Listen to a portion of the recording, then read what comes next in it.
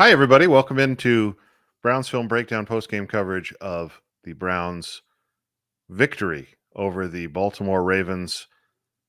It's their second victory of the year, and the only thing I can even think to start with this, Jake, is it feels like we picked up where we left off when the Browns beat the Jets to clinch a playoff spot.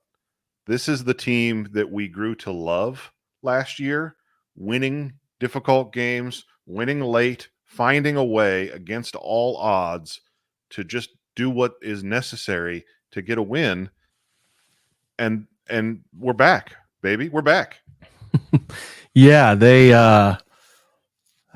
like well said. I mean, it definitely felt like a time that we had consumed from last year. I think that's pretty fair to articulate. And I found myself as some weird stuff started to happen at the end of that game, both sides. Oh yeah. Late in the third, early fourth, and certainly late in the fourth as it got even more strange. Like I was just kind of pleased with their effort. I thought in general, if they lost the game, you and I try to do this where we don't view the results as the biggest part of things and try to hone in on effort and process and all that stuff. And I thought that they seemed to be a team that was responding to everything around them and certainly from their performance, a belief that they could win against a 5-2 Ravens team that had won 5 in a row and is as hot as anybody in the NFL. And it's not like the Ravens, the Ravens missed opportunities. You cannot ignore that, but the Browns did too. And the ball didn't bounce their way at times too. And to hold on and Lamar Jackson, we'll get to that, but good Lord, against that guy and against this offense with Derrick Henry kind of at full power too. So really cool, just a great environment. And I think everybody quite clearly needed that, right? Like, not a secret after what happened last week that reached a boiling point, and the record's 1-6 and all that comes with that, and then obviously, like I said, the fan stuff and everybody needed it. And again, to be in that game, and I understand at points in the lead up to the game, it looked like it was sort of empty, and it was full, man. It was pretty full, and it was a lot of people making a lot of noise. And think back to your favorite moments over the last 2, 3, 4 years, and it was as loud as any of those. It was, I mean, that touchdown to Cedric Tillman was overwhelming from the TV view, let alone being in that stadium. And again, no reason to win this game. No belief that the effort would be there. A belief would be there that the guys would show up and play hard, and they did that. And when they do that, we love to come on here and tell them how great they are, because that's the fun stuff. And we get to do that, man. And it was an unexpected win. I, again, thought you and I talked about this, that they could be in the game and play a good game and be competitive. But I think you have a pretty good case to make that they were better than the Ravens today. Again, I don't think Ravens fans would admit that. They would look at some big plays that happened that didn't go their way, that their guys should have made, with air quotes there. But a great performance, great crowd, and who knows if this win pushes into something better, Andrew, right? We'll get to that conversation, but for now, it's really just such a welcome sight for a time that needs it so badly. Yeah, I don't know if you're watching the end of this Commanders-Bears game, but the Commanders just hit a Hail Mary to win that game, to walk that off. So I'm reacting to that live. I apologize. No, I mean, that's exactly where I wanted to start, Jake, was that so much of this conversation is about the two things that are sort of inextricably linked, that didn't need to be, but they happen to be by the way that the Browns handled the things this week, right? They were forced into a quarterback switch. So they switched from Deshaun Watson, obviously with the injury, to Jameis Winston. So that part is unforced, or is forced. The unforced part is they decide to transition play calling from Kevin Stefanski to Ken Dorsey. So we have to tease apart here which parts of this were about the play calling change, which parts of this were about the quarterback change. From the TV view, initially just reacting to it, my feeling was it's just nuts how different this team looks with a quarterback that can play on time. Yeah, I think that's the most fair thing to say, right? There's not every part of what Deshaun Watson does is bad, but there's definitely a stylistic difference in how Joe Flacco played last year and how Jameis Winston also simultaneously plays. And ironically, that was a full Jameis Winston, Joe Flacco experience, because what will happen is when those guys are graded out. Picture. It's that meme. when they're graded out, you would look at the stat line and be like 27-41, 334, 3 touchdowns, unbelievable. But there were 3 throws that should have been intercepted, Definitely, like point blank, and that'll come out in like 3 turnover-worthy plays, and it'll impact a grade that you, again, if you're just like blind, maybe you're in Columbus. My dad called me today. I know we talked about this. We did. Before he's like, I couldn't watch a game today, Jake. It was really disappointing. I couldn't see it. And I'm like, oh yeah, man, that's right. The Columbus market and 2/3 of Ohio was able to watch that football game if they didn't have like NFL ticket or whatever to watch. So that is something that's looming. So there are people who are going to just look at the box score. Maybe they've checked out on the Browns, don't want to watch, and they see that. So that's a good reminder. But Jameis Winston was pretty dang good today. Like he was doing all of the things that makes this offense work. And I want to remind you guys that this, from my perspective, I wrote this up in the game notes that just went live like 15 minutes ago. I'm sorry, I wanted to do that film room on the final play. So, or not final play, but the game-winning touchdown throw, because I just thought the details are really important in that, and an indicator of how a play against 6-man pressure, how a play with cover 0 tied to 6-man pressure, like what has to happen to make that throw. Right. So I wanted to give those details out. So if you haven't checked that out on the website, please do so. And then the game notes are, I mean, they're pretty thorough and detailed. I've been writing for 3 hours here between that and the film. We're trying to get that down. So like what I noticed from first watch is that they didn't do anything stylistically different. It felt very similar. Agreed. Structure, formation, motion, play action, how they were going about the game. RPOs were still very much in use. Didn't feel different. What I will give them credit for, and it is something that you and I talked about ahead of this game, like something I was watching and we were doing our what to watch for the game day pod, is that the process was good. It was good. Ken Dorsey ends up going up in the box. We learned that this morning. I think Ian Rappaport put out a pretty thorough report about what's going on with the Browns. Some details in there mattered, and we learned Ken's in the box. And I've told you this, I am a fan of the play caller, or at least an important voice in the play caller scenario being in the press box. And Andrew, they had 4 offensive penalties today, 2 false starts on Wyatt Teller. Wyatt's probably mad at himself. It's first game back. I'm not giving him any excuse. Can't happen. And he had a hold. And then DeJuan Jones had a false start. So those are 3 false starts. But there were no other procedural issues. No delay of games. Nothing pressing down to the final seconds. No illegal shift issues. None of that stuff was in play. No formation penalties. Yeah.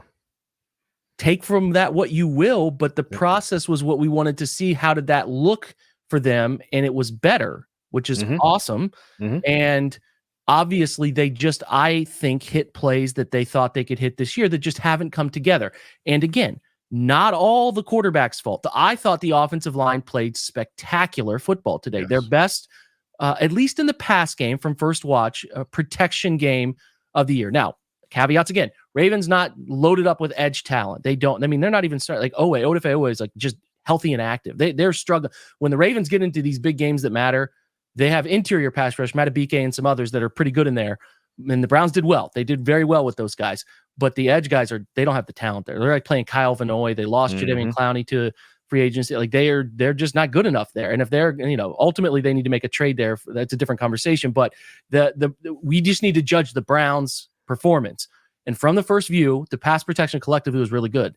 DeJuan Jones at left tackle. I don't want to get our hopes up here, but that was really good. He only allowed 1 pressure. I only see 10 pressures allowed on the day. So like I need to, that data kind of gets finalized over the next few hours and into tomorrow morning. But I think that they might end up with like 9 pressures, and that's really good across the board. It's really, really great stuff because they pressured Lamar Jackson 18 dropbacks. He had pressure. That's an immense amount of pressure. If you just break down like individual pressures in the game, like both edge guys had 10, Miles and Za'Darius, but that was a difference. That was a huge part of it. The Browns protect the quarterback. And to your point, what we're talking about with Jameis, he was on time. He would stare into the face of pressure. He would stare into the face of pre-snap to post-snap blitz stuff and throw it. Yeah. Sometimes for the I would say 90% of it was really good. There were some that he missed, and we'll break those down in detail, but he was really good. They only took 1 sack on the day, Andrew, and it was a really good blitz from the Ravens where they had Kyle Hamilton, the ultimate NFL Joker, wild card, whatever you want to call him right now. Him and JOK are kind of in the same on that, but and again, this is in the write-up of the post-game notes. They hit him inside. They overloaded Jameis's left side, and he just didn't see this perfectly timed, like right before the snap loop that he did. Because if he saw him, he had answers to get it out quicker. He even had the back right in front of his face to dumb it down, but he thought he was good, and he wasn't. That's the only sack, and that sack is not an offensive line sack. That's credited to the quarterback. So that's a Jameis issue there, and that, again, will be reflected in the grade. But I will say, really, really good from Jameis.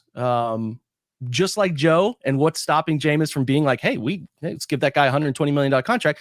Just cut some of those turnover worthy throws out. But from what we wanted to see, Andrew, from what we were expecting and hoping and needing to see, is he's a guy who's going to rip it. He was going to rip it. He was going to throw down field and ultimately push the football into situations that give receivers the hope that, hey, this guy believes in me to make a play. I can go get this. I can beat coverage. Ball's going to come out quick. Everyone was playing hard around him. And there's caveats there, Andrew, but it was a different quarterback, a different style, and I thought it felt really good. And I thought it looked really good, and I thought it was pretty effective. Yeah. So there's going to be some level of, as you said, Jake, parsing that out over the course of the week. You get the all 22 film, you dig into it a little bit more. But first impression was that the offense is still the offense that Browns fans kind of have known, and I think for the most part really enjoyed watching over the past 4.5 years of Kevin Stefanski. There are some things I think that felt a little bit different. There was still more motion and more empty sets that I think to a greater purpose is what I would say. I didn't feel, oftentimes in previous years when the Browns have got into empty, it's kind of felt like, okay, we kind of know what that's going to look like. The routes are a little bit static. It felt a little bit more dynamic. I thought that the route combinations, better in terms of the spacing. Guys were running open more rather than kind of ending up in areas. And I think, again, that has to do with just the timing of the offense being on schedule. So overall, like I said, we'll break it down, but I think the first watch impression was, as you said, the play calling operation was smooth. It was a sort of Stefanski, maybe, if you want to try and percentage it out, 70% Stefanski, 30% Dorsey, something like that. But what I would say is a successful merger of the two offenses, Jake. And that gives you the feeling of that this is what this could have looked like from jump. This is what this could have looked like against Dallas, potentially. I know that we go back to offensive line injuries and performance issues, and we talk about some of the wide receiver inconsistencies that have been there. But ultimately, the strongest relationship in the NFL between a play caller and a quarterback is what gets you where you want to go. That's what the Chiefs have with Andy Reid and Patrick Mahomes. The quarterback implements the play caller's vision on a down-by-down basis in a way that feels like he's borrowing the guy's brain, right? That they're seeing it the same way. And I think we have been walking in the desert of that for so long that to see it again, even at a pretty, as you mentioned, inconsistent pace where throws were still being missed and it wasn't flawless by any stretch, it was just really refreshing to be back in this place. And I think the other thing I want to get to, it affected how the Browns defense played. There's no doubt that the defensive effort stayed at a consistent pitch throughout the game in a way that we have not seen over the past 7 weeks, where there were times where they started to slow down and they started to get gassed and they started to give up running plays. And the Ravens were never in a position in this game, partially because they were trailing for much of the second half, where they could lean on the Browns with Derrick Henry because they were playing catch up and needing to move the ball with Lamar Jackson. That matters in terms of what the Browns look like defensively, that they were able to play in more neutral game script situations, kept them out of some of those situations where they end up getting embarrassed or they end up getting caught, like last week against the Bengals, where they get caught in those third down one-on-ones in a way that they didn't really as much in this game. So I think hats off to the Browns defense for giving Lamar Jackson a lot of trouble. You mentioned the pressure issues. I think the coverage was really strong, especially considering Denzel Ward leaves with what we now know is another concussion, which is, you hate to hear it, obviously. Yeah.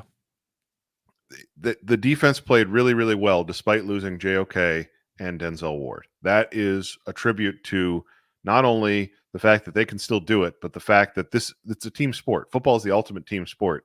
And what we saw today was the offense played better and the defense matched their effort in a way that made this a total team win. Yeah, and they missed some play. Like I would agree with the idea that the Ravens dropped some effort, plays that were there for them to make. The Browns had some too, where it's like, oh, if that guy would have just turned around, oh, that ball was there to be picked off. There were several of those. So I'm kind of hand waving that to an extent. Like those balanced out, at least to me for the most part. So to your point there, I agree. I think when wide receivers have a belief that no matter what route I'm running, I have a chance to get open and catch this football, that matters. They play harder. They have a belief that, and that might start in practice. I don't know. It might, but I do know that they looked fat.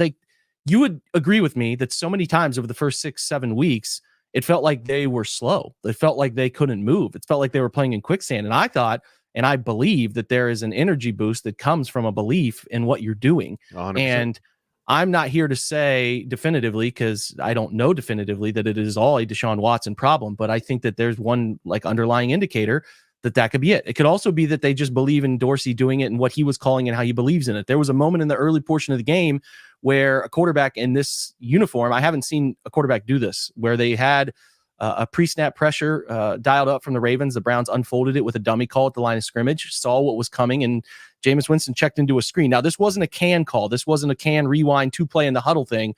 It felt to me like he saw what was coming, a zero pressure 6-man, and dialed up a different play. Because if you look at how the players react around it, there is a David Njoku's kind of got his hands up down at the bottom of the screen. Like they weren't expecting an audible, and they don't do that. At least that's how Kevin's been, and I have not seen that. I'm not here to say I know that with 100 million% certainty that that's how it's gone, but I'm only judging on what I see, and I don't think that I've seen a quarterback do that. That could mean that Dorsey is giving Jameis Winston, hey, I believe in you to check out of things if you want to. Now, I didn't see them checking out of a ton of other stuff and calling some 2-man combos and stuff like that. We'll see if that works itself out, but I just will say I didn't see that from Baker. I didn't see that from spot starts like Case Keenum or Nick Mullins or others, and I didn't see it from Deshaun. And again, I'm just judging on what I know. Yeah, I mean, again, I think if I notice that, because a lot of people get a lot of praise, a lot of quarterbacks, I should say, not a lot of people get praise when they do this and they pull it off and it's successful. I just feel like if I had noticed that, and I watch a lot of Browns film, I would have noticed that happening a bit more. And I just was kind of taken back, like, oh, they're checking into a tunnel here on a 5-man, and they want to see, or a 6-man pressure to see if they can bust one of those loose. Now they didn't, and the Ravens made plays, and they tried to go back to a similar thing later in the game. But if there is some belief that this quarterback can get out of plays and we trust you to do that, which is a little bit more common for a former quarterback to place faith in his guy to do that, whereas Kevin doesn't trust that as much, and is not as willing to do that for his guys. And I'm not even saying it's the perfect answer. Like that play went for nothing. I'm just saying that that being a part of things, it was extremely interesting to me. So, I mean, again, I'll watch it. I don't know how much different it was. There was a change in the offensive style. I mean, and again, I don't know if Kevin was telling him anything. It could have been as true hands off. Like, Ken, you call it, man. I'm going to put my hands up here. You work with our guys, and I don't want my voice messing with you. I'll talk to you between series, but I don't want to give you plays here. You call it. I don't know. I really don't. But I thought Kevin was very engaged on the sideline. I thought he did things he was supposed to. There were some decisions that were aggressively cautious compared to what he has normally done. Agreed. As a play caller, I will say that much. And maybe it's because he stepped back from calling it. And he's not in the thick of thinking so much about the next play. What am I calling as what does this situation need in the moment? There were 2 field goals, I think, that I was like, that's interesting that they decided to kick those compared to what Kevin normally does. So a trend worth watching. But I am just, to your point, energy levels better everywhere. And we're not here to say we know 100% what the energy comes from, but there was a better belief in that building today. There was a better belief, and I thought the defense did a great job, Andrew, on that first drive, 10 plays, 78 yards, and on 4th and 1, they make a huge stop, set the tone, and the offense kind of their thing. They didn't score touchdowns the way they wanted to, but they were moving it, and from that ability to move it outside of an opening script, you could see a vibe of like, all right, man, this is different. Like I got a chance to get the rock, or this run concept's going to work. It just trickled into belief. And then the second half, they hit the ground running, man. Like two third quarter touchdowns, that big 4th quarter touchdown. I mean, how many times have the Browns scored 3 touchdowns and a half this year? None. That hasn't happened. I mean, no, they haven't scored 20 points. Have they scored 2 touchdowns in a single half this year? Probably not. Think they have. I think you'd be safe to bet that they haven't. Yeah, right. Jake, the metaphor that I used, I was watching the game with my dad, and we're talking about, just kind of the feel of it and why it felt so different with Winston. And I just kind of compared it to if you were working on a big project at work, right? A big presentation, and you knew that the person giving the presentation was, maybe they were super nervous, get super anxious around presentations, and you knew they were going to fumble their lines, or maybe they're a drunk and they're going to show up soused for the presentation. If you knew that the person that was running the show couldn't get it done, you would not work as hard on that presentation. That's just human nature. If you knew that when the PowerPoint goes up there and the lights come on, all of a sudden that person starts stammering for their words and they can't put 2 sentences together, and they can't read what's on the screen, and they turn around and they're losing their mark and all that stuff, you would not be putting in overtime on a weekly basis to shine that up to the best extent possible. I know that we are talking about something we can't know for certain, but it is human nature that if you see this guy who is your starting quarterback for as long as he can be, from the first time he's out there in May, missing guys high, missing guys low, missing reads, holding the ball too long, not running the offense efficiently at any point, even in 7-on-7s, at a certain point, if you're a defender, whatever, you're going to take a step back. You just are not going to be as engaged. We've seen it with body language from the receivers from the beginning of the year. It was an issue. We talked about it. The Jacksonville game, it was an issue. I remember that conversation. It's not the only issue, but it's very clear to me based on what they did today. The Ravens are playing probably the best football of any team in the NFL right now. They buzzsawed the Buccaneers in Tampa Bay on Monday night. They could have named their score in that game. The Browns showed up today as a different team, and I don't know what else you want to say contributed to that. I don't know why this is the case. I don't know why everybody publicly defends this guy while this is the difference in performance. Those things I can't answer, but I don't think it takes a rocket scientist to see the difference here. And all I can say, Jake, is that you start thinking about a Chargers team next week that looks severely offensively limited. And then you've got your bye week, which is going to come at the right time. And then you're going to New Orleans against a Saints team that has really, really fallen off after starting 2-0. I believe they are now 2-5 or 2-6. There's a window here. If they can get close to 500, I know that they're probably not making the playoffs, but there is a window here for them to do something with the rest of the season. And I wrote an article about it last week. We've talked about it a few times. It is important for this team to win football games. It is important for this team to continue achieving things, even if that doesn't involve ultimately making a playoff run. But listen, last year it felt like it was going to take 11-6, and then by the end of the year, that 7 seed ends up being a team that squeaks in the last week. I believe if I'm remembering correctly, I believe they had a 9-8 record. So this is why it's one of the most frustrating things to analyze, because I don't know how you analyze it effectively without being in the building. But trust your gut. Everybody saw it. Yeah. Everybody in the stadium saw it. Everybody watching on TV saw it. It's a different football team. The reminder here, like the path of that point you just made, is the Broncos started 1-5 last year, and they were like everybody's trade bait. Everybody's like, who the Broncos getting rid of? What are they doing? And they won 5 in a row. Ironically enough, they won 2 huge games over the Packers and Chiefs, not the same level of teams here, before the bye, and came out of the bye and won 3 straight, Buffalo, Minnesota, and then they beat the Browns. And all of a sudden, that team was 6-5 out of nowhere and in the playoff hunt. Yep. Now the Browns are 1-6. That's one more game. I understand, but I'm just saying the pathway to being at least in November early December. Here, Jake and Andrew, who have wrote some swan songs about their season, and it took one win, and they're doing this. But I think you gotta this is how they're viewing it. I mean, they're definitely in the fold. They have. There's no other way to go about this. They can't roll their eyes and be like, "Oh, today was fun, but it didn't matter." No, I mean, until you're out of the playoff picture, or at least 9 losses, you should continue to think that you can get this done. So I would just say, look at the Broncos last year, who started 1-5, got to 6-5, and then they ended up, I think they went 2-4 the rest of the way. Your margin for error is super thin, but you're at least it's fun to be in week 16, 17, 18 chasing it.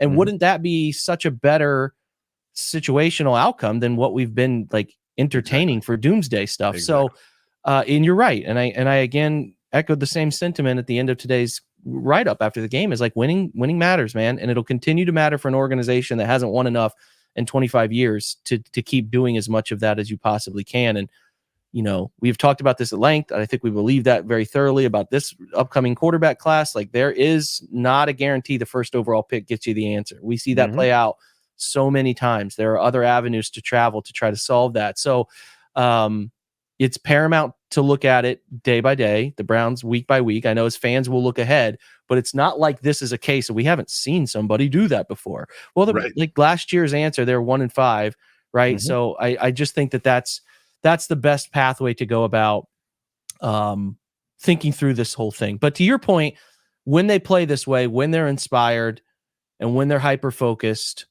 whatever happened this week, there are 2 things that you have to sort of point to that make sense. It is Ken Dorsey took over the offense, and something from that worked, and that's notable. And Deshaun Watson wasn't the quarterback. So if you want to go outside of those 2 main reasons, I don't have an answer for you there. I don't. That's not something we can do. But I do think the idea here of it's hard because anytime you see a play caller give up something like that as a head coach, there's just not a history here of, oh, that worked out really well for them, right? In the midst of a horrible start, they actually ended up solving it by giving up what he's been known to be best at. But I do think there could be a world where this is just better for them, and Kevin can be, I think, the CEO that he's gotten better at. And Kevin is imperative to remember, he had a defensive upbringing in the NFL. He knows both sides of the football pretty well and can be a nice piece of solving that stuff. So I don't know what Kevin's fate is. Maybe this thing goes off the rails next week and whatever. But I do think that writing this obituary for Kevin is not fair as well. So we should I just think there's a way this could be good for him and could work. And ultimately, it stinks that it maybe took 6 or 7 weeks for him to figure that out, but this is where they're at, and they can't redo any of this now. So I hope they can keep pushing that forward. But there's no doubt that, hey man, what was the only difference? Well, the OC was calling plays from the press box. The process was better off that, and the quarterback was different. So if you can't stomach that, then I mean that's unfortunate. We'll see it's a small sample size. We need to see more games, but ultimately today we feel great about it, and it's well, what was different? Okay, those things were different. One other thing was different, Jake, and folks are talking about it in chat. Hunter's talking about it here. Our merch made its national TV debut today. This is the guy that was on TV right here. There you go. There we go. It was just that easy. So Moses. If you want a hat, there is a shop link at the top bar of brownsfilmbreakdown.com. So you can go there and you can get the hat that the guys that go to the game wear. Yeah. Still wearing the t-shirt too, guys. You can get the t-shirt as well. Or you can get Jake's fit. Sorry, I'm late. I was booking my plane ticket to New Orleans. Let's go, baby. Come on. I will say that somebody sent me, I had 4 people send me the photo of hey, I just saw somebody in Browns Film Breakdown gear. And I was literally, in the back of my mind, I was it'd be really cool if it wasn't Peter or his family who would be doing that, because then it means somebody else was doing that. But nonetheless, it was really cool to see you and your brother making a CBS debut. Yeah. I didn't mean to have the same pensive look that Stefanski did, but we're just so connected and on the same page. And I thought that was kind of a metaphor for the team today. I don't know where this team has been in terms of there were a few penalties for sure, but this team, as I'm sure you guys have talked about, just looked like the team we've all kind of thought was there. and they overcame so many things that were so ridiculous. Some of the officiating was insane. Lamar Jackson, equally, just seeing him in person, you're just like, how can you even be upset when you see someone throwing across their body on a dime and escaping things from like Za'Darius or Miles? It's just hats off to them. But they scored 31 points, and they looked like they could do stuff. And all of the receivers who we've been ragging on looked engaged, and there were anticipatory throws, and the vibes there were impeccable. It was super emotional for a lot of reasons. Like you could go back and say things that I've said on this post game, which is like, they should fire everybody and I hate them and this is all terrible and they're ruining my life. But they have this team in here, and again, we are afforded an opportunity, and it's unfortunate it's through injury for Deshaun, to see what happens for the rest of the year. And the wins feel so good. You forget, man. You freaking forget how good the wins feel. And I'm not afraid of this Chargers team coming in town next week. Just got to go 1-0. Look at the vibes. Just got to go 1-0. Right in front of our eyes. I love it. It's fantastic. I mean, you saw it with the players too, though, right? But I will say, if the vibe, okay, let me try to make this clear. It is different because the offense was different. If they won today like 10-9, it would not be euphoric in the same sense, because now we have this hope. Okay, this is who they could be offensively now, and they can compete and keep up with the defense. And listen, the Ravens went for 387 yards. I'm not like Lamar Jackson's the best player in football by a pretty wide margin right now. That guy's unbelievable. He's become, you can't even be mad. You can't even be he's mad. The fully developed like dragon that we thought he could be when he was coming around all these years and getting better and better. Now it's like, oh, okay. He knows how to win from the pocket. He knows how to create and extend to throw from the pocket to create time for his guys. And oh yeah, you still can't bring him down. He is the literally the most slippery player in the NFL who can also run like a 4.4. I mean, I absolutely loathe that he's in the division because he's so good. And like his guys pretty clearly let him down several times today. But like I found myself thinking the Ravens went for 387, but the Browns made them earn every single one of those yards. Like they didn't play that bad. It was like one miscommunication on a jet motion where Emerson and the safety kind of rolling that direction didn't get it called out in time, and there was a wide open throw. But everything else, like Lamar was creating it and doing wizardry type of thing. And then Derrick Henry is like, we had this hope. I know a lot of us did before the season, Andrew and I especially, like, oh, this is going to be a failed experiment. This is Derrick Henry's done. He's ridiculous. A freight train that is still a freight train. And like those two in the backfield sharing that space is as frightening as we thought it could be. And again, I thought those guys played them tough. They played them really, really well and did as much as they could do to slow down that thing. And again, the biggest thing was that they held them. Their third down defense was stellar. It was 2 of 10. Browns were 8 of 15. Think about this formula. And I wrote about it just a minute ago. 8 of 15 conversions on third down for the Browns offense. And then 2 of 10 for the Ravens on third down. That's the difference. No, that neither team turned it over much. There was an abundance of penalties. It was just which defense could get off the field in those third downs and limit the big plays to an extent. 10,000 to 1 odds on that, betting on those particular numbers. I mean, that is such a reversion. It's a flip of where they've been all season. Yeah. I just think it's really important to understand why there's as much jubilation as there is. The offense, the promise that the offense could be what it is the rest of the way is the most exciting element of like now the defense, we can see if they can get healthy. Like obviously JOK's frightening situation. And I am more convinced than ever that he is the pulse of maybe the entire locker room, the entire team. He is that guy. And to see that happen was extremely scary. We have heard that he's going to be, from a physical standpoint, okay, was moving all of his extremities and stuff. So that's encouraging to hear on the way to the hospital, but you certainly shouldn't expect him next week. You certainly, he needs the bye week and maybe even another, I don't know. Who knows if he's healthy enough to come back. We also know Denzel Ward took another concussion into action, and who knows the mystery of that. But the guys that stepped up, Cam Mitchell came in and played, and Mahmoud Diabate, like, come on, man, that guy is developing right in front of our eyes. Like this is a fun football player. And Mike Hall, I gotta have something up at 7 a.m. tomorrow for Mike Hall. He like had edge rusher snaps. He was playing inside. Dude, he had 4 pressures created. Was on the field nonstop. Winning the line of scrimmage with him. It was wild. Yeah, it was wild.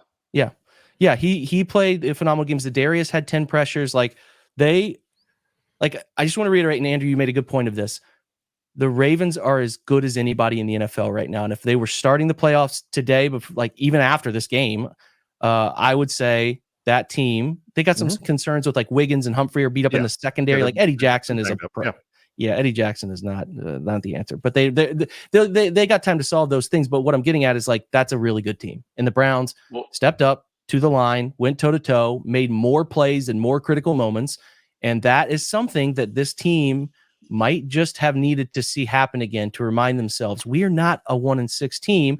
And now that if we can get this offense doing what this is going to hopefully be, we got a real chance to do a Denver type of turnaround midseason, which is exciting for fans and fun to think about looking forward as a part of I think we'd all agree there have been times where I don't even want to look at who's on the calendar for next week's game. You know what I mean? So that's a cool feeling for people stepping in who stuck around to this point, because it's been tough. Yeah. Two things about the defense real fast that I noticed there, which is also just something we've talked about, is, when you're not playing 40 minutes every 60-minute game, you are able to overcome and kind of get put in a fighting chance. And they held him basically to what should have been 3 points in the first half. The other thing is with, JOK and Denzel going out and Emerson getting shook up, it had this feeling of the best version of Schwartz defenses where it doesn't matter who the person is, they are all moving together as a unit. And yes, he's going to give up some big plays and whatnot, but Lamar is going to do that anyways. And they just fought through adversity in a way that was so welcoming. I also thought, too, just some game notes from just being in the fucking killer seats that we had. Shout out to my brother's father-in-law. But there was I thought Kevin really managed the game well. I thought yes, the offense was was humming, but I thought also him just being more present felt like everything was just better organized. The only criticism I would have of him is they should have called a timeout right before that sack fumble because they were late to the line. There was some miscommunication. The refs were kind of jerking them around. And I thought that was something where it's just call the timeout, get reset. There's not worth it here. And it was also just a fantastic play by Kyle Hamilton. So that was my only criticism there. But I think, too, seeing I just everything just felt like it was the Teller getting the line back, the receivers, Winston just making these anticipatory throws that we just have not been used to seeing now since Flacco. And also this, you guys all saw this on TV, but so many bounces for both teams were just missed. There were 6 interceptions that could have gone between each team that were missed. Zay Flowers got caught up in the sun there on that wide open play. But I think that's also kind of the experience we loved with Flacco. The Flacco and Winston resemblances of Winston could have thrown 3 picks easily in this game.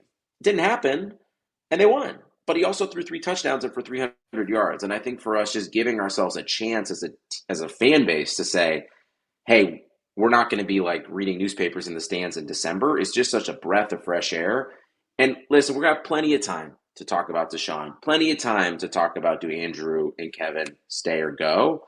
But it's nice at least for it to be October and at the beginning of the month we're what's the draft going to be like? And all it took was one win for us to say, all right, are the Chiefs that scary? Are the Saints that scary? Are the Dolphins that scary? And that's obviously ridiculous and delusional.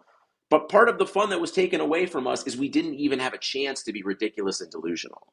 If you're watching this and you're leaving comments, you're doing this because you want to be delusional. And we're trying to understand, both from Andrew's writing and Jake's film, how to kind of stand up that delusion in some sense of analytics and reality. But it was just such a breath of fresh air, I think, on the stadium for sure, as I'm sure it was for you guys watching, to just see everything come together in a way that we knew was possible.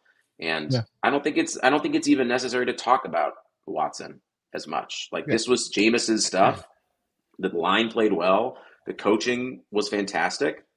And they beat one of the best teams. They beat a team that could definitely be winning the Super Bowl. So hats off to them. Hunter posted it in the chat, and it was up there on the screen for a minute, but it is just worth noting the team did announce that JOK is in the hospital overnight, but does have movement in all of his extremities. Jake mentioned that injury, super concerning, obviously one of the scarier moments that we've seen on a football field recently, and just really good news that he's doing okay. So 2 pretty serious injuries for the Browns out of this one. And Jake, you mentioned they've got the bye week coming up soon, which it will be well timed for those 2 players.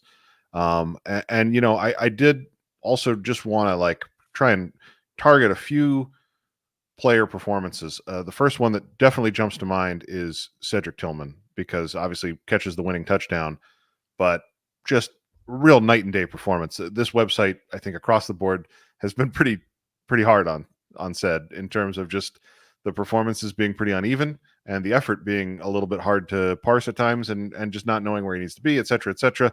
This is a great performance, and the Browns don't have, having traded Amari Cooper, they don't now have sort of elite wide receiver talent. It will require players to emerge, and we saw today Cedric Tillman emerging in a way that does kind of change how you think about what this offense can do. You'd like to see him at times use his body a little bit more effectively, like on that deep throw where he kind of fell over rather than trying to high point the ball. But for the most part, definitely his best game as a Brown, and encouraging to see signs of life from a player that we haven't seen much from. Yeah, there's certainly levels to wide receiver play where it's like, can you be in the right spot and can you catch the football? That's like baseline. And at times he hasn't been able to do that. He hasn't run the right route. He hasn't made the right post-snap read. He hasn't done those things. And there's certainly a world where one of those positions outside that he is a bit more comfortable playing than inside, because that's where he was kind of just forced to play because, hey, we have Jerry and we have Amari and you can't do that, is a more comfortable place for him. And today, like, what we think of Cedric Tillman right now, and I have been very critical of him, right? Because the stuff that's bothered me most is the mental stuff. Like, this far into your career, you should not have these blunders. But he has been, nothing I like saying more than like a guy is turning it around and figuring it out. Like, I'm not trying to be right. I don't care about being right on this stuff. I just tell you like what I'm perceiving. And he had not been a guy to be perceived as a noticeable contributor to this offense. Honestly, at times detrimental. And again, you make decisions like trading Donovan Peoples-Jones last year. He probably wasn't ready for that. And from that, you start to get into this situation where he loses confidence. He's playing a little bit out of position and a player doesn't develop the way he should. This year, we don't like that they traded Amari because, you don't like losing those guys, but you also understand the situation. But then maybe it has a chance to unlock a guy like Cedric to do things he's more comfortable doing in year 2. And that's maybe what we're seeing, right? Like, slants, comebacks, curls, those things. He's just getting him to be in the right spot, catch the football, and then be a bit of a bully after the catch is a spot that is going to be good for him. He can handle that. Now, is he going to be able to make, like you said, Andrew, back shoulder, high point, difficult off frame catches?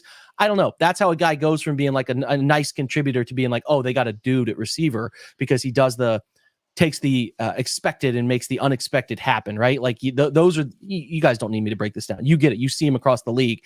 That's how he becomes that. He didn't have many of those opportunities today, largely because he made space creation happen and the scheme put him in the right places and he caught the football. He did his job. I am very intrigued by Cedric Tillman if he can keep doing those things, because that is a player. They just need that. Even if he doesn't become some version of, what is he, a 6'2" version of, like, I don't even have a comparison of that. Like, if you can't become some nuanced route runner, whatever, just being in the right place and doing the right thing and getting those nuances right, like that will matter. He will have a role here because they have needed somebody who's a bit more of an athletic version of Donovan inside of what they like to do. And if he can be that, today was such a good step. Last week was another great step. It's a great thing, Andrew. And like that is a great thing. But again, they had 4 real contributors in the passing game today, which is so different than all of these guys that we've just like, oh man, that's guy's a throw. Like Elijah Moore had 12 targets. He had 8 catches for like 88 yards. I don't have it in front of me. There it is. 8 for 85. Jerry Jeudy goes 5 for 79 on 8. And then Njoku goes 5 for 761. That's the perfect NFL balance. It's good. It's another point of comparison with the Joe Flacco era, if I can call it that, right? Agreed. It's spreading the ball around to the player that's open, because that's how this offense operates. It is not an offense that operates through a single player or a single read, and so it creates those opportunities, and you have to be able to I mean, there was a backside dig that got hit in this game. Jake? Oh my God, man. I almost fainted on the spot. Did that go to Tillman? Actually, I think it might have gone to Tillman. I think but it anyway, did, yeah, like I was like, oh my God, he's looking front side. And then he found a dig over the middle of the field. It's like a unicorn when it happens. You know, you can't squint your eyes and rub them together and like, what do I just witness? Pretty cool though. Yeah, you're right. Like this is less, I'm going to put it this way. And this is like where Watson was as a quarterback. He was a solo field reader. He was reading one side of the field. And again, the offensive line wasn't helping with that, no doubt. They played better today. So we'll see if that continues into perpetuity moving forward. But he was a solo field reader. And when you have a quarterback who I know I'm not in the primary, it can impact how hard you play as a receiver, where you're just out there getting cardio, is what they used to call that. What guys call it. Like, hey, I'm just out there getting cardio. So when you have a belief that no matter where I am on this concept, I could have the football. Think about, again, let's think about last week when we were complaining about Elijah Moore running that clear out route at like 30% speed down the middle of the field. The ball gets intercepted and he didn't even know it was thrown. This week, the route that catches the touchdown is a dagger concept, which is a vertical from the slot player, which was where they put Tillman on that particular play, a dig from Jerry Jeudy right behind him, and a shallow from Elijah Moore underneath. Usually against man coverage, your two options as a quarterback, primarily I'm thinking, okay, if my drag beats this guy, I'm going to throw it to him to pick up this first down before the pressure gets home. Or if it's a zone, we're going to high-low that invert linebacker on my left with that dig route behind him from Cooper, or excuse me, Mari, I know you're in Buffalo, from Jerry Jeudy, and then the more shallow. Like normally the clear out is nothing, but when you have a guy who's like, okay, I know what I got, man coverage, got a guy against Eddie Jackson one-on-one, you're running that clear out route pretty dang hard. And he beat him by a mile with a little subtle inside move that, again, if you're a supporter of Browns Film Breakdown, there's a video on this.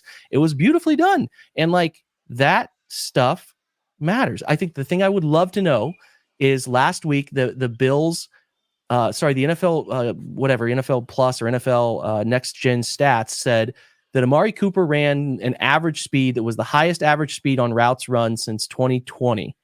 I would just like to know what the Browns' average speed was on routes run in this game compared to the first 7 weeks. We can't find that data, but I can tell you it certainly looked and felt different. And again, only have so many places to put why that could be the way it was. Well, to your point, though, Jake, I think it's also just subconscious, and it's even selfish. Whether it's selfish or team play, if you're Jerry Jeudy or Elijah Moore and you know shit could be coming your way, you are going to just inherently act differently, even if it's not a conscious thing. You know you're going to be running that route faster. That's going to help. And even if you're thinking about it or not, that is going to help Tillman get open. Those things are, everybody just looked so engaged in a way where, I mean, we saw this and we talked about this with Jaden Daniels. Winston stepped in there and everybody saw things being done that made them believe that they could contribute.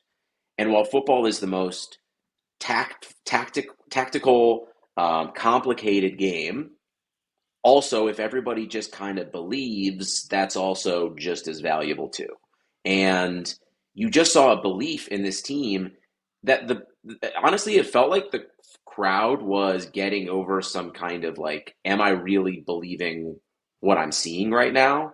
And by the end of the game, and I really think it kind of set in that first drive of the second half, because that drive to me was the first time we had seen a drive from a Browns team this year that wasn't the first scripted play, where you saw everybody just acting in unison. I don't know if I'm this team, if I am just running Jed Wills out there, by the way, back to left tackle.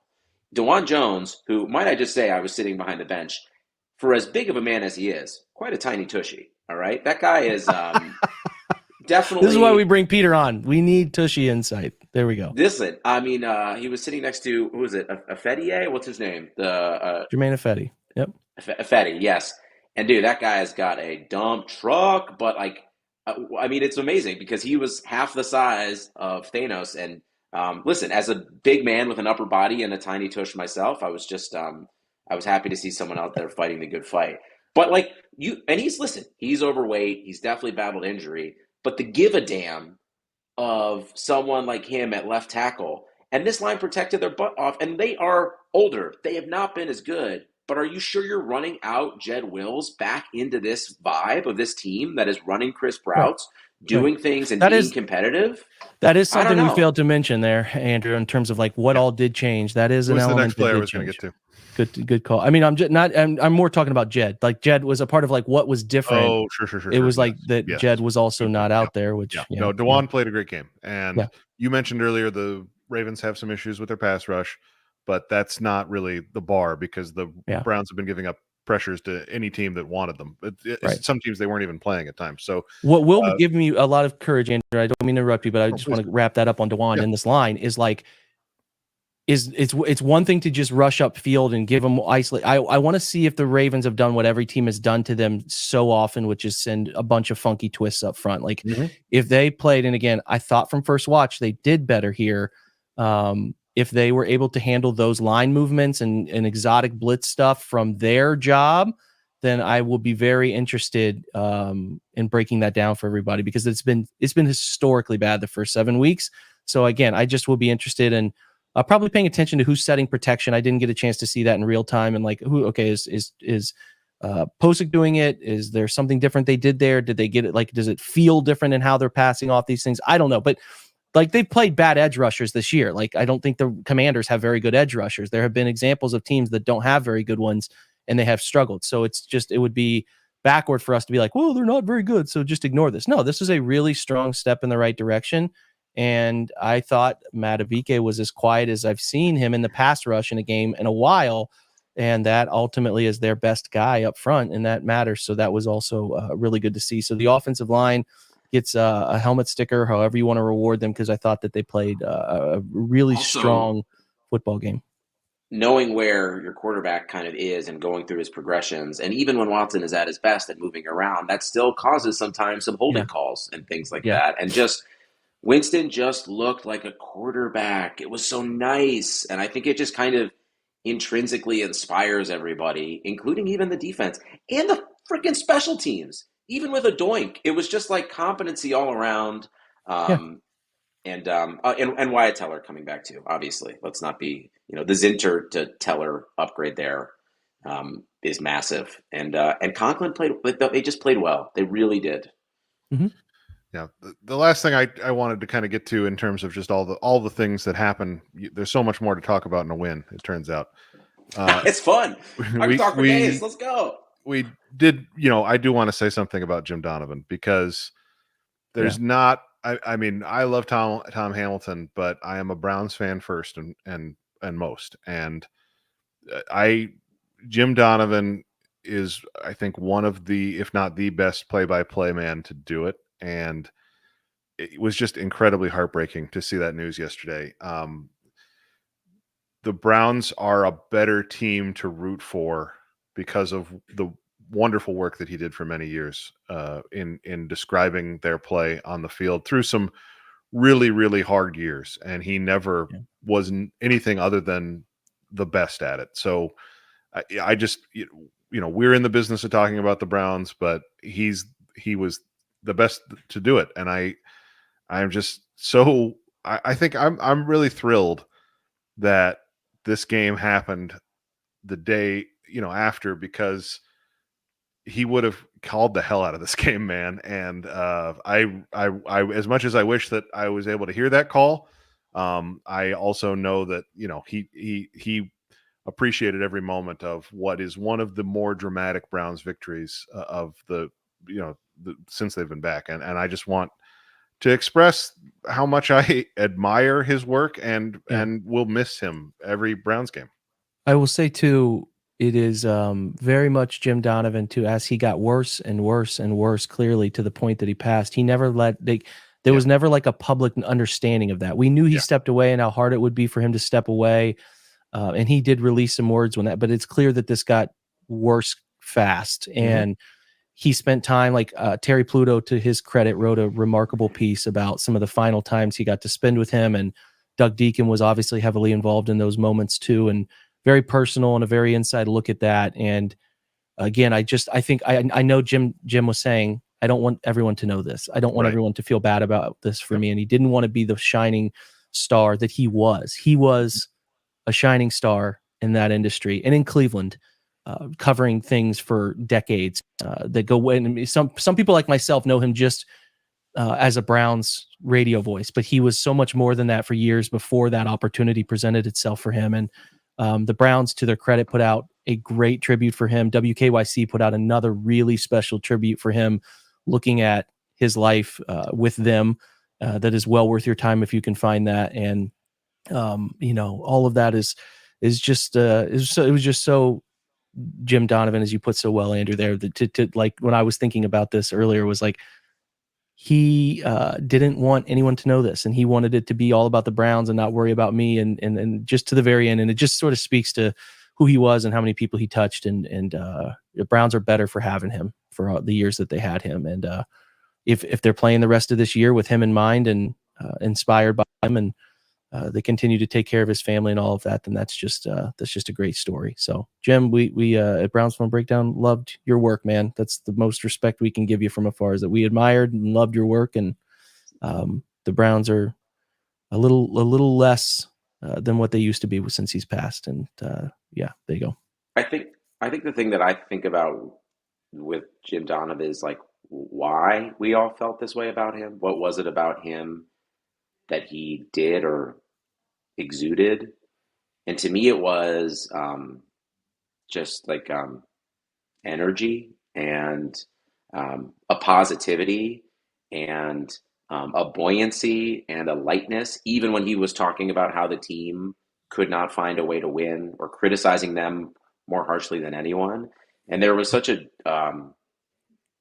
such an enthusiasm that I think everybody appreciated for how much he loved the team. And I think he really gave people something to hold on to when things were so hard.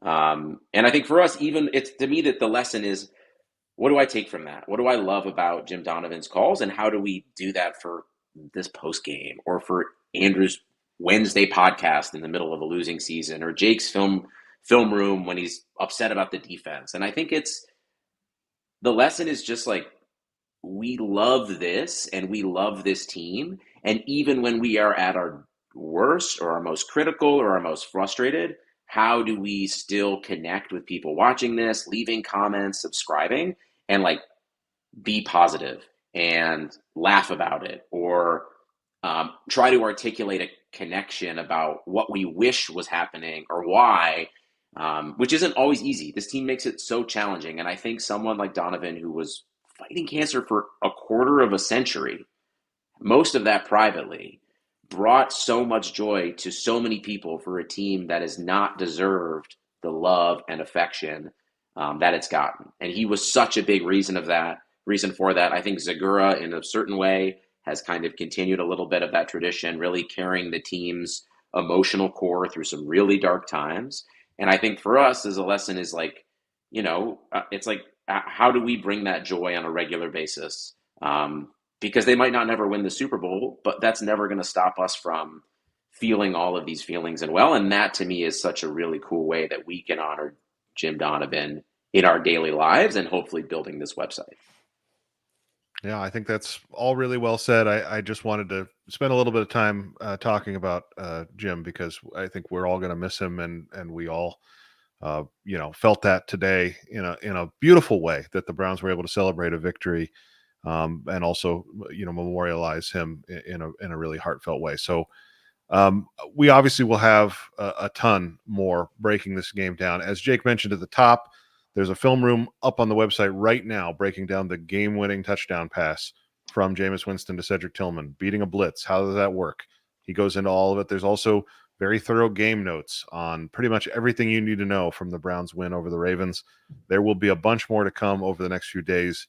So please keep it locked into brownsfilmbreakdown.com, the website, also the podcast feed. We will be there to break it all down, and we'll get you ready for the Los Angeles Chargers coming to town next Sunday as the Browns look to let's do a win streak, huh? Let's do 2 in a row. So why not? Thank you to everybody for joining us. Thank you to Jake. Thank you to Peter for joining us on the road from Cleveland after his successful CBS debut today. And we will see you soon at brownsfilmbreakdown.com. Be well, everybody. Go Browns. Go Browns. Go Browns.